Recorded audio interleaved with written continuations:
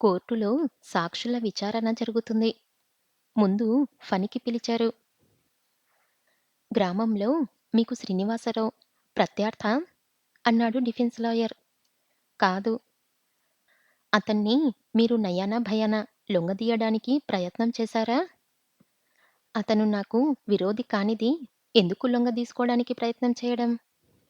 అతను నా స్నేహితుడి కొడుకు, దూరపు బంధువు. లొంగదీయాలి అంటే సవాలక్ష మార్గాలున్నాయి.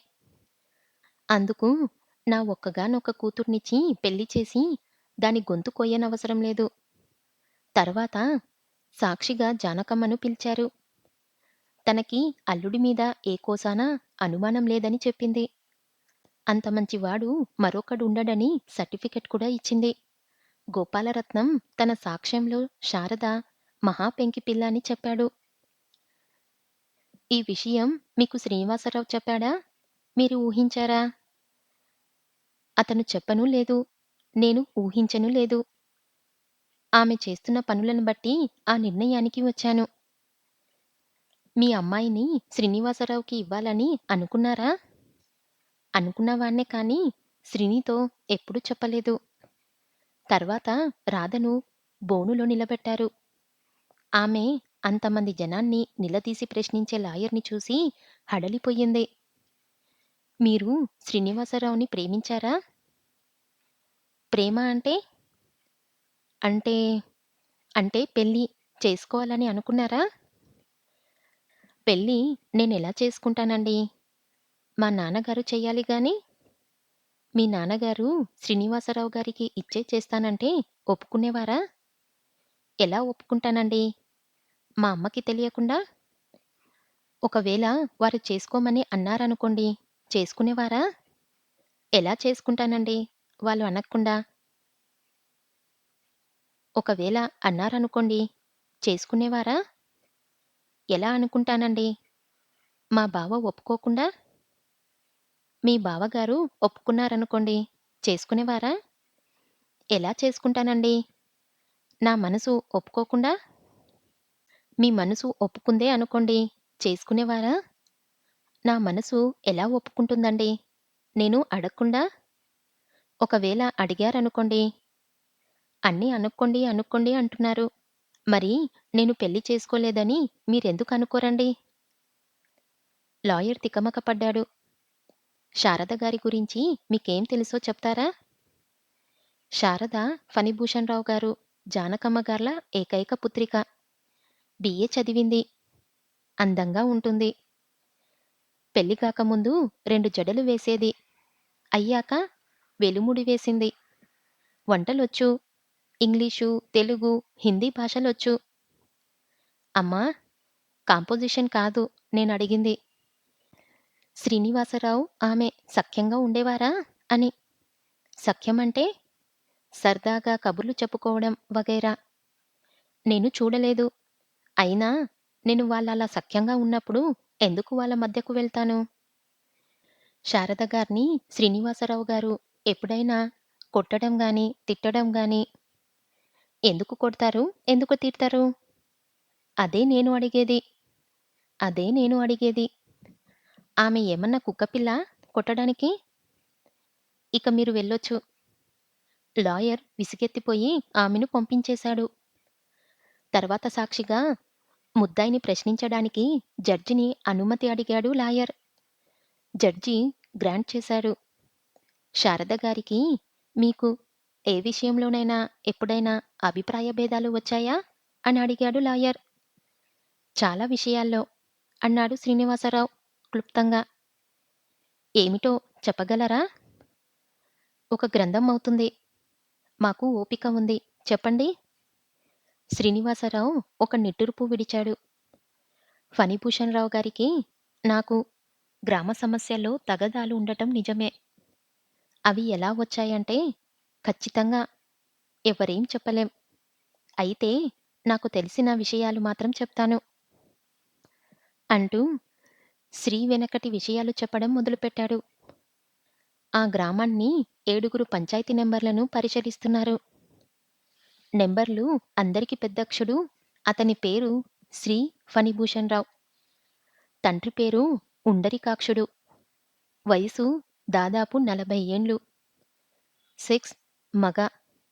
జాతి మతం భారతీయుడు, హిందువు. స్థిరచరస్తులు 1947 ఆగస్టు 15లకు ముందు 25 ఎకరాలు, ఇప్పుడు 790 ఎకరాలు. నోట్లు, నగలు ఎన్ని ఉన్నాయో ఎవరికీ తెలీదు. రెండవ నెంబర్ అధ్యక్షుడు పానకలరావు. దాదాపు 400 ఎకరాలు పల్లపు భూమి ఉంది. అతనికి ఆడపిల్లల జబ్బు ఒకటుంది. అలవాటు ప్రకారం ఒకసారి హైదరాబాద్‌లో సినిమా హాలు దగ్గర ఒక అమ్మాయికి కన్ను కడితే ఆమె ప్రియులు ఆ కన్నుని కాస్త పుణ్యం కట్టుకున్నారు. వయసు 40 లోపు. 10 ఏళ్లు తక్కువ అయితే శారదనే పెళ్లి చేసుకునేవాణ్ణి కదా అని ఎవరూ చూడకుండా శారద పెళ్లిలో పక్కచాటుగా ఏడ్చాడు. ఫణికి దూరం చుట్టం. తెల్లగా ఉంటాడు. మధ్య పాపిడి తీస్తాడు. ఒక కన్ను హైదరాబాద్‌లో తీసేశారు కాబట్టి కళ్ళకి నల్ల కళ్లద్దాలు పెడతాడు. అందువల్ల కోతలకి వచ్చే అమ్మాయిల్లో ఏ అమ్మాయిని చూస్తున్నాడో తెలీక ఏ అమ్మాయి అతని వైపు చూడటం లేదు. లైసెన్స్ లేకపోయినా తాగగలడు. మూడవ నెంబర్ మణిక్యారరావు. తాగుడు, వ్యభిచరించడు. గాంధీగారంటే మహా ఇష్టం. అందుకనే గావంచ కట్టడనుకోండి. జాతీయ, అంతర్జాతీయ సమస్యల మీద అనర్గళంగా ఉపన్యాసాలించగలడు. అయితే గాంధీగారి మీద చాలా చిన్న కోపముంది ఆయనకు. గాంధీగారు పోతూ పోతూ దేశాన్ని తన కూతురైన ఇందిరాగాంధీ గారి చేతుల్లో పెట్టి పోయారని. ఆయనకు ధాన్యం మిల్లు ఒకటి ఉంది. అందులో 10,000 వరకు బస్తాలు దాచించాడు. దేశానికి కరువు వచ్చినప్పుడు కాస్త హెచ్చు ధర తీసుకొని కాస్త కాస్తగా ధాన్యం అమ్మాలని బస్తాల మీద తిష్ట వేసిన పంచాయితీ భక్తుడు. అతనికి పిల్లల్లేరు. పిల్లలు లేని 4 నెంబర్ లంబోదరం. 4 పెళ్ళిళ్ళు చేసుకున్నాడు. నలుగురు బ్రతికే ఉన్నారు. ఈ నలుగురు కాక ఒక మాలపేటలో ఒక లక్ష్మి, పక్క ఊళ్ళో మేరీ, ఇద్దరు ఉన్నారు. భార్యలు కేసులు పెట్టకుండా డాక్టర్ల చేతులు, నోళ్ళు తడిపాడు. పర్యవసానంగా పెద్ద భార్యకు పక్షవాతం, రెండో భార్యకు గుండె జబ్బు, మూడో భార్యకు మూలశంక, నాలుగో భార్యకు నడుం పడిపోయింది అనే సర్టిఫికెట్లు సంపాదించాడు. అందువల్ల మరో పెళ్లి చేసుకోవాలనుకుంటున్నాడు. కానీ తనలో ఏం లోపం లేదంటాడు. 5వ నెంబర్ అప్పల నర్సయ్య. అస్సలు ఆడవాళ్ళ వైపే కన్నెత్తి చూడడు. చివరకు భార్యను కూడా. అయినా ఆమెకు వస్తాదులాంటి కొడుకులు పుట్టారు.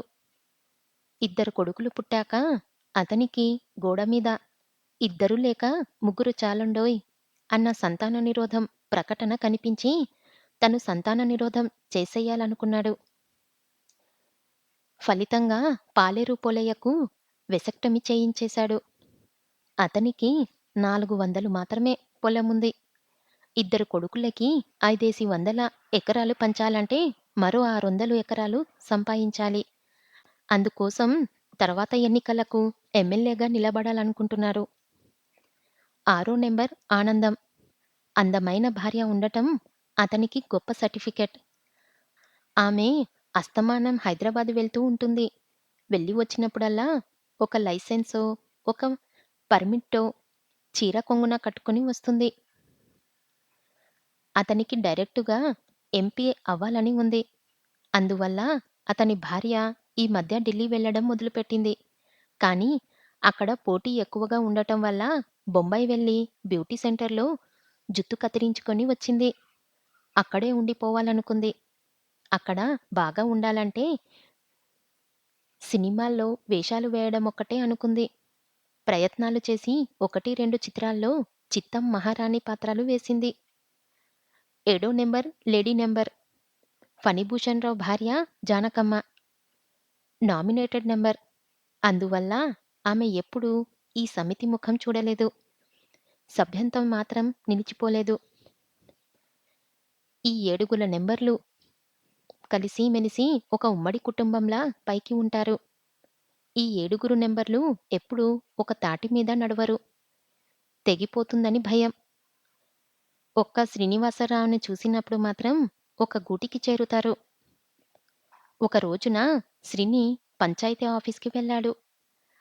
అతన్ని చూడగానే చుట్టలు కాల్చుకుంటున్న నెంబర్లు ఓ గూటి కిందికి చేరారు. రావోయ్ శ్రీని అని ఫణి ఆహ్వానించాడు. ఒక విషయం అడగాలని వచ్చాను అన్నాడు శ్రీని ముక్తసరిగా. అడుగు. అడిగించుకోవడానికేగా మేమిక్కడ ఉన్నది. గ్రామంలో చెరువు ఎండిపోయింది. సహజం. ఎండలున్నాయి మరి. ఆ మధ్య గ్రామానికి నీటి సప్లై చేస్తామని, పంపులేస్తామని డబ్బులు వసూలు చేశారు కదా! ఆ ప్లాన్ ఎంతవరకు వచ్చింది?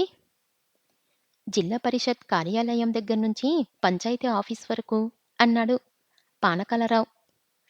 గ్రామానికి నీటి సప్లై ఎప్పుడవుతుంది? అడగడానికి నువ్వెందుకొచ్చావయ్యా? అన్నాడు లంబోదరం. ప్రజలు పంపించారు అన్నాడు శ్రీని కవ్వింపుగా. ఏమయ్యా ఆనందం, నువ్వు పంపించావా? అన్నాడు ఫణి. అంత తెలివి తక్కువ పని నేనెందుకు చేస్తాను? నువ్వు పంపించావా అప్పలనర్సయ్య? ఛఛ! నువ్వు పంపించావా? నువ్వు పంపించావా అని ఫణి నెంబర్లందర్నీ పేరు పేరున అడిగాడు. ఎవ్వరికి వారే అబ్బే మేమేం పంపలేదంటే మేమేం పంపలేదని అన్నారు. వీళ్ళు కాదు అన్నాడు శ్రీని. వీళ్ళు ప్రజలు కారా? అది మీరే చెప్పాలి మరి. 4 ఏండ్ల క్రితం ఊళ్ళో పంపులు వేయమని రూ. 1,00,000 శాంక్షన్ చేశారు. అది అమలుపరచడానికి ఇంత ఆలస్యం దేనికి? ఆ డబ్బు మరో దానికి ఖర్చవుతుంది అన్నాడు.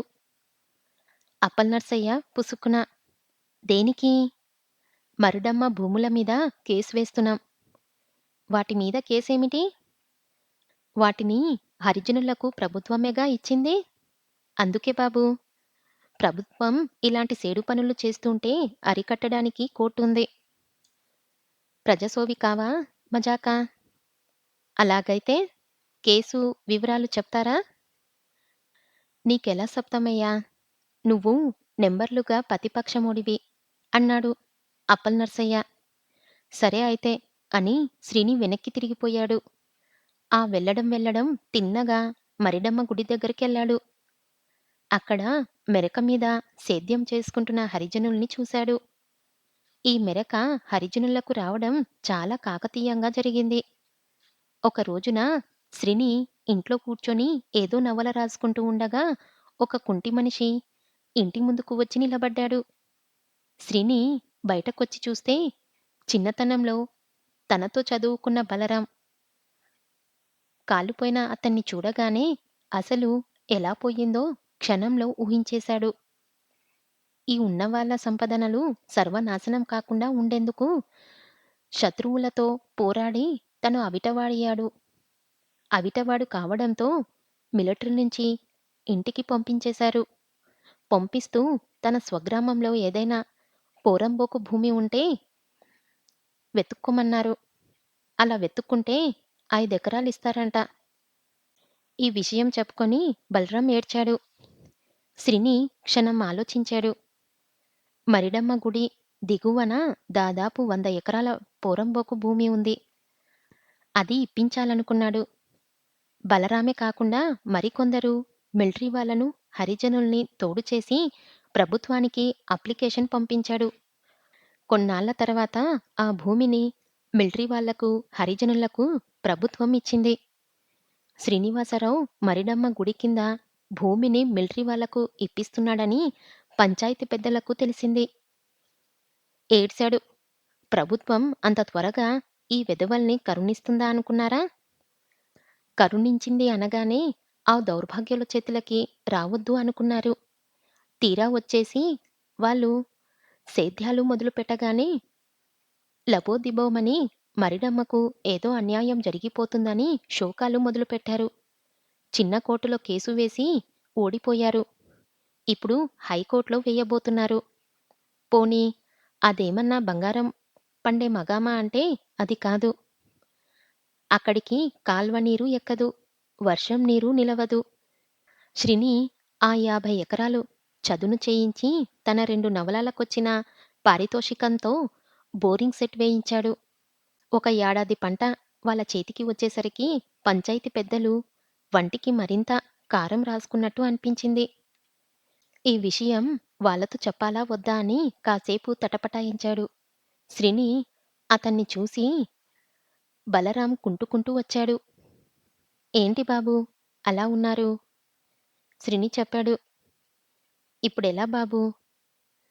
చచ్చొద్దో, పుచ్చొద్దో ఒక ఆసరా దొరికిందనుకున్నాం. ఇది లాక్కుంటే మేమేమైపోతాం? ఏం భయం లేదు. ముందు కలెక్టర్ గారికి రాద్దాం. ఆయనొచ్చి ఎంక్వైరీ చేస్తే సరే సరి. లేదా సరాసరి ఢిల్లీకే రాస్తాను అన్నాడు శ్రీని. ఆ రాత్రే శ్రీని ఇంటికెళ్ళి కలెక్టర్ గారికి వినతి పత్రం రాశాడు. రెండో నాటికల్లా కలెక్టర్ సిబ్బందితో పాటు ఆ గ్రామానికి వచ్చేశాడు. దేవుడైనా ప్రత్యక్షమవుతాడు గాని ఈ దేశపు గవర్నమెంటు ఆఫీసర్లు బ్రహ్మప్రళయం వచ్చినా ఆఫీస్‌లోనే తోగుతుంటూ రాని పంచాయతీ నంబర్లకి ఒక మార్చలేని మంచి నమ్మకం. అలాంటిది జిల్లా అంతటికీ అధికారైన కలెక్టర్ ఆ గ్రామానికి వచ్చాడనగానే గ్రామానికి ఏదో పీడ పట్టుకుందని బాధపడ్డారు. ఆనవాయితీ ప్రకారం పంచాయతీ ప్రెసిడెంట్ ఆయనకు ఎదురెళ్ళి నమస్కారం చేసి, "మా ఇంటికి దయచేయండి సార్" అన్నాడు. "పని మీద వచ్చాను" అన్నాడు జిల్లాధికారి. "ఏం పని సార్" అని నెంబర్లు అడిగేలోపునే కలెక్టర్ అన్నాడు. "ఈ ఊళ్ళో మరిడమ్మ ఉందా?"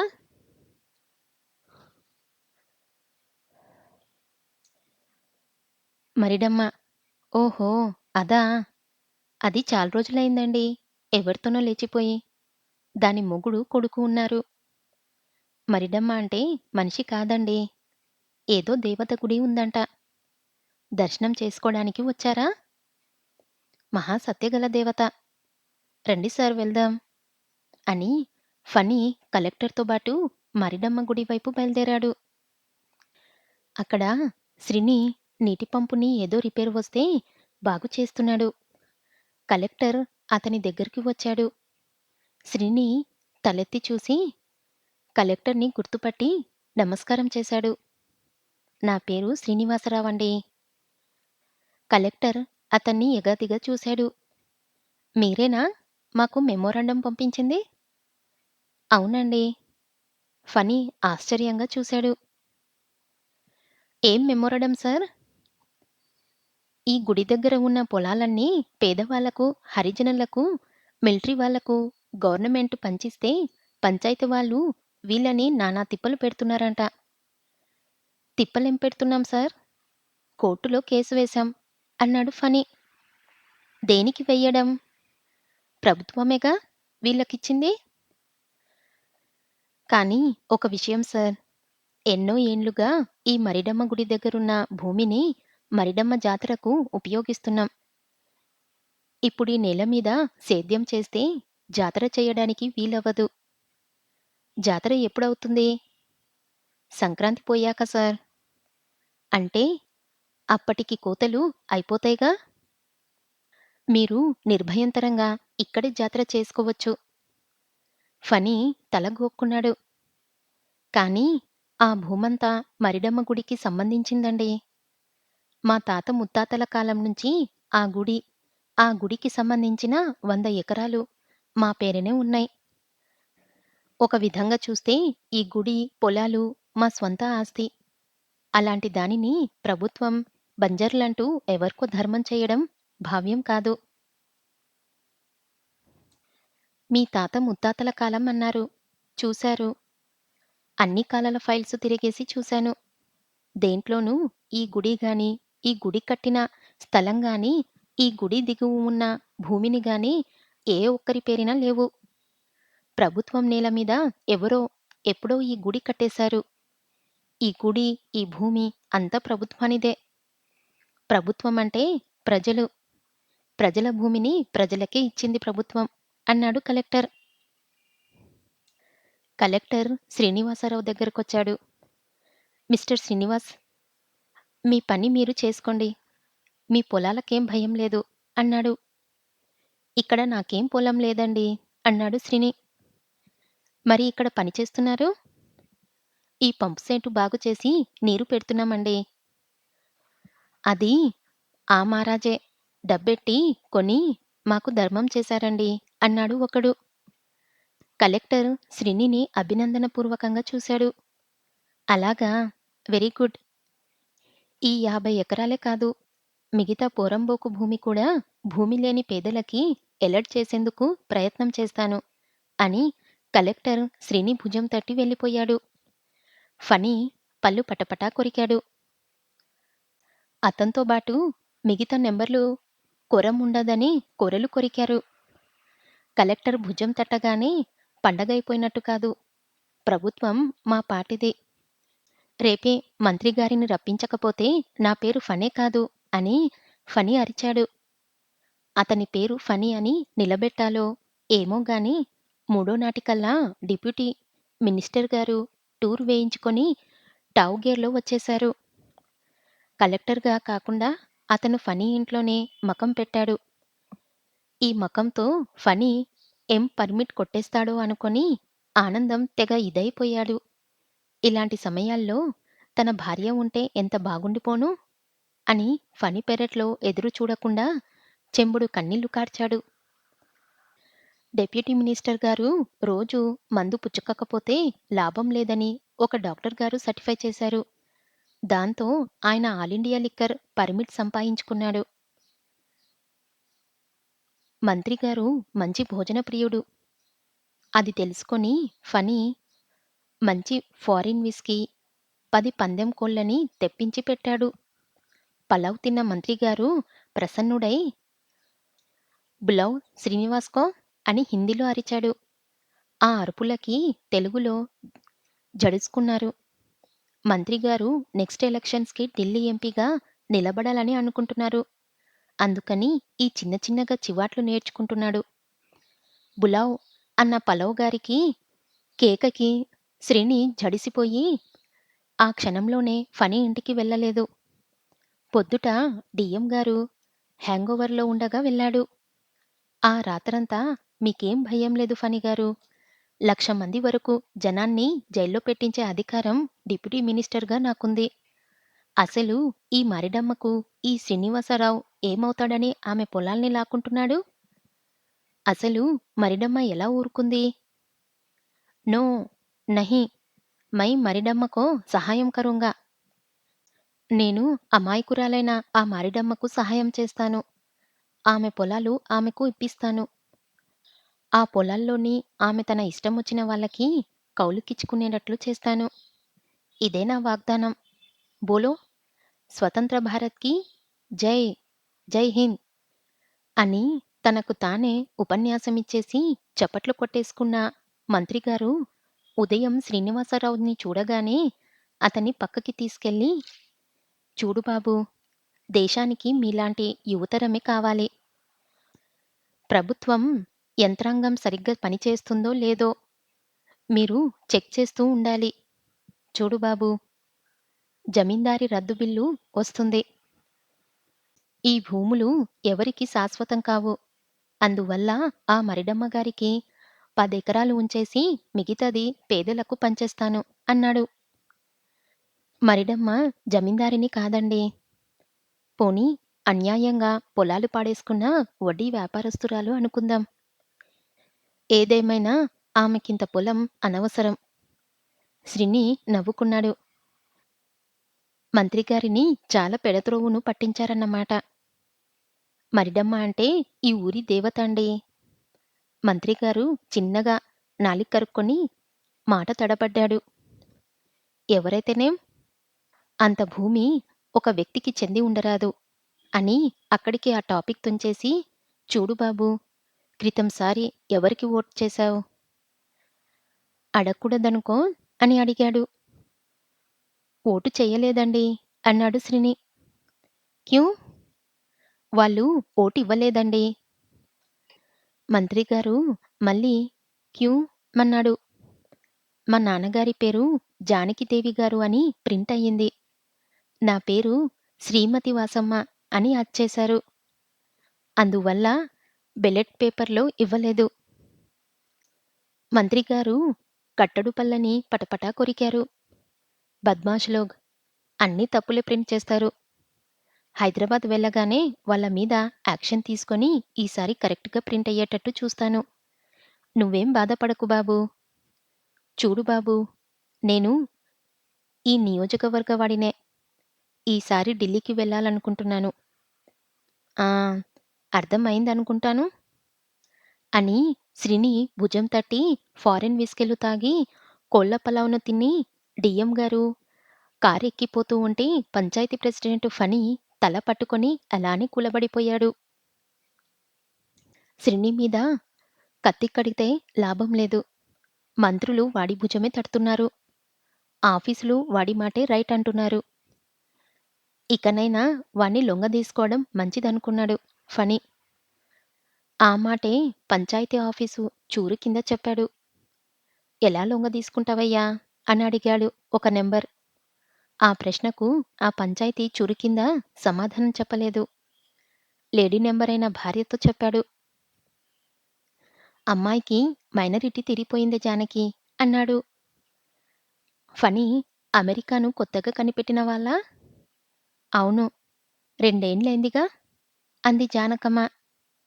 అమెరికా పుస్తకాల్లో ఉంటే ఎక్కడో ఉందన్నట్లు మాట్లాడుతున్న భర్తని అయోమయంగా చూసి, మరి దానికి పెళ్లి పెటాకులు చెయ్యొద్దు? అవునండి. మా అన్నయ్య కొడుకున్నాడు. రాధామనోహరం. వాడు బిఏ చదివాడు. ఎవడు? ఆ హిప్పీ వెధవా? వాడికా శారదనివ్వడం? నా కంఠంలో ఊపిరుండగా ఆ మాట మళ్ళీ ఎత్తకు. హుహు.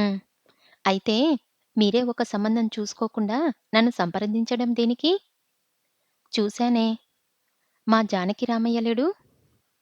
ఎవరు? శ్రీనివాసరావు తండ్రా? అతనికిచ్చి చేస్తారా? వాడు చచ్చిపోయి మూడేండ్లయిందుండొచ్చు. మరి శారద అభిప్రాయం ఏమిటో? దానికో అభిప్రాయం అంటూ ఉంటుందా? మీకుండవని అందరికీ ఉండవంటారా? అయినా అతనికి ఏం ఆస్తిపాస్తులున్నాయని? అతనికెందుకు ఆస్తి? అల్లుడైతే మన ఆస్తంతా అతనికి చెందదా? ఊళ్ళో ఉన్నాడు. మనమడిగితే ఇల్లరికం కూడా ఉంటాడు. ఇక ముందు వెనక అంటావా? మనం నిలబడితే సరి. అయినా సంబంధాలకి అంత తొందర పనికి రాదండి. పిచ్చిదానా! పిల్లలతో ఆడుకొని చాలా రోజులయిందే. నీకా ఇక సంతాన యోగం లేదని అలోపతులు, హోమియోపతులు ఖచ్చితంగా తేల్చి చెప్పేశారు. మనవళ్ళు వస్తే వాడితో ఊసిపోతుంది కదే! మరి ఆ అబ్బాయి అభిప్రాయమేమిటో కనుక్కోవద్దు? ఇదిగో ఇప్పుడే వెళ్లి కనుక్కుంటా అని ఫణి బయలుదేరాడు. ఫణి తిన్నగా శ్రీనివాసరావు దగ్గరికెళ్ళి పెళ్లి సంప్రదింపులు జరిపాడు. శ్రీని ఎటూ చెప్పలేని సందిగ్ధంలో పడ్డాడు. చివరికి తల ఊపాడు. ఫణి వెళ్ళిపోయాక శ్రీని తిన్నగా మేనమామ ఇంటికి బయలుదేరాడు. సరే, ఒప్పేసుకున్నావుగా, పెళ్లి చేసుకో అన్నాడు గోపాలరత్నం కోపాన్ని అణుచుకుంటూ. అదేమిటి మామయ్యా? అవున్రా. ఆయన ఇష్టప్రకారం ఆయన నీ దగ్గరికి వచ్చాడు. నీ ఇష్టప్రకారం నువ్వు ఒప్పేసుకున్నావు. ఇక మాతో పనేముంది? అదేమిటి బాబూ! నీకు తెలీదంటే ఒక్క మాట. ఆ ఫణిగారికి తెలియొద్దూ? తిన్నగా వెళ్ళి పెళ్ళాడబోయే మనిషినే అడుగుతాడా? ఈ ఊళ్ళో నీ తరపున మేమున్నామని తెలీదా ఆ పెద్ద మనిషికి? అని నిష్ఠూరంగా మాట్లాడింది రాధ తల్లి లక్ష్మి. మన పెద్దరికం గురించి అతనికేం తెలుస్తుందే? మన బంగారం మంచిదైతేగా? అయినా ఎందులోనూ కలిసిరాని ఫణి మనలాంటి మామూలు వాళ్ళతో వియ్యం అందడానికి స్వయంగా వచ్చాడంటే ఇందులో ఏదో గూడుపుటాని ఉందని నువ్వు ఊహించలేదా? లక్ష్మి శ్రీని దగ్గరకు వచ్చింది. నువ్వు ఒప్పుకునే ముందు ఒకసారి మా మామయ్య గారిని కూడా సంప్రదిస్తాను అని ఉంటే మా హోదా ఎంత పెరిగుండేది? క్షమించండత్తయ్యా! ఆ విషయం అంతగా ఆలోచించలేదప్పుడు. మీ అభ్యంతరం ఉండదనే అనుకున్నాను. సరే, నీ ఇష్టప్రకారం సంబంధం ఖాయం చేసుకున్నావు కాబట్టి నువ్వే అదేదో కానిచ్చుకో. అదేమిటి మామయ్యా! మీరు లేకుండా నేనెలా వెళ్తాను? నాకేం తెలుసు? వెళ్ళి ఆ ఫణితో చేతులు కలిసి ఇంటల్లుడివి అవ్వు అని గోపాలరత్నం చరచరా వెళ్ళిపోయాడు. నేను మాత్రం వస్తాను బాబోయ్ పెళ్ళికి అనుకుంటూ రాధ వచ్చింది. నాన్నదదంతా సోడాబుడ్డి కోపం. గ్యాస్ పోగానే చల్లారిపోతాడు. నీకెందుకు? నువ్వెళ్ళు బావా! నేను పెళ్ళికొడుకుని చేస్తాగా! పెళ్ళికి రామని అంత ఖచ్చితంగా చెప్పిన గోపాలరత్నం శ్రీని పెళ్ళికొడుకుని చెయ్యడానికి భార్యను పంపించాడు. అమ్మలక్కలు 10 మంది చేరారు. శుభలేఖ పట్టుకొని రాధ వచ్చింది. గొంతుకు సర్దుకొని అందరికీ వినబడేలా అరిచింది. స్వస్థాశ్రీ చంద్రమాన సంవత్సర డరడరాడ డాడరి డాడడాడ అనగా ఆదివారం రాత్రి 8 గంటల 15 నిమిషాలకు నా బావగారు స్వర్గీయ కేశగాని జానకిరామయ్య గారి ఏకైక పుత్రుడు అనగా ఒక్కడే ఒక కొడుకైన చిరంజీవి శ్రీనివాసరావుకి డరడరడ గారిడ గ్రామ కారుపస్తులు బనగాని ఫణిభూషణరావు ఏకైక పుత్రిక అనగా ఓన్లీ వన్ డాటర్ అయిన చిరంజీవి సౌభాగ్యవతి శారదకు ఇచ్చి డడరడ చెయ్య నిశ్చయించగారున డరడర ఢమఢం డీఢొంకింగ్ గాలంతా బిస్తర విచానలతో చెప్పులు విస్తారాలతో పెళ్ళికి రావలసిందహో ఇట్లు భవదీయుడు గోములపల్లి గోపాలరత్నం అండ్ డాటర్ అనగా నేను టటటడా అని అనౌన్స్ చేసి శ్రీని దగ్గరకు వెళ్ళింది. ఏం బావా! పెళ్ళిబొట్టు పెట్టనా? ఏమిటే నీ గోల? అంది ఒక ముత్తైదువ. గోలేముందత్తయ్యా? మంగళవాద్యాలు. ఏం బావా! పెళ్ళికి పల్లకి మీద తరలి వెళ్తావా? కారు మీద లేక గాడిద మీద? బయటనుంచి కంగారుగా గోపాలరత్నం వచ్చాడు. ముహూర్తానికి టైం అవుతుందంట్రా. బయలుదేరండి అని కంగారు పెట్టాడు. శారదకు శ్రీనికి పెళ్ళయిపోయింది. పెళ్ళికి క్లైమాక్స్ శోభనం.